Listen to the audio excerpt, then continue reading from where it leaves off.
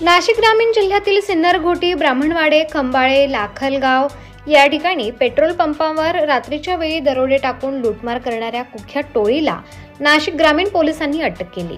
स्थानिक गुन्हे शाखेच्या पथकाने केलेल्या या कारवाईत 5 आरोपींना ताब्यात घेण्यात आले असून त्यांच्याकडून 5.82 लाख रुपयांचा मुद्देमाल जप्त करण्यात आलाय।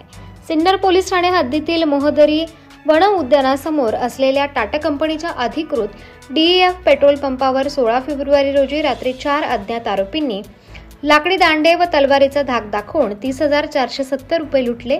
त्यानंतर 26 फेब्रुवारी रोजी घोटी पोलीस ठाणे हद्दीतील श्रीहरी पेट्रोल पंपावरही दरोडा टाकून कर्मचाऱ्यांना मारहाण करत 18,000 रुपयांचा मुद्देमाल जबरदस्तीने लुटलाय। या घटनांची गंभीर दखल घेत पोलीस अधीक्षक विक्रम देशमाने आणि अप्पर पोलीस अधीक्षक आदित्य मिरखेलकर यांनी तपास जलद गतीने करण्याचे आदेश दिले। स्थानिक गुन्हे शाखेचे पोलीस निरीक्षक राजू सुर्वे यांच्या मार्गदर्शनाखाली पथकाने तपास हाती घेतला। सीसीटीव्ही फुटेजच्या मदतीने साक्षीदारांच्या जबाबांद्वारे आणि गुप्त माहितीच्या आधारे संशयितांचा शोध घेतला असता आरोपी नाशिक शहरानजीकच्या माडसांगवी येथील असल्याचे निष्पन्न झाले।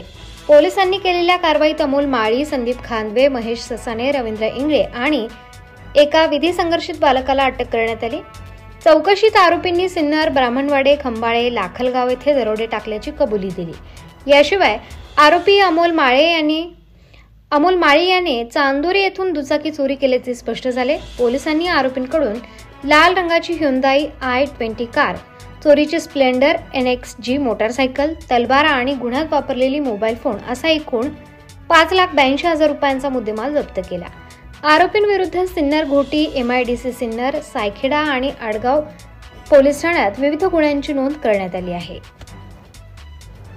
आणखी काही गुन्हे उघडकीस येण्याची यात शक्यता आहे।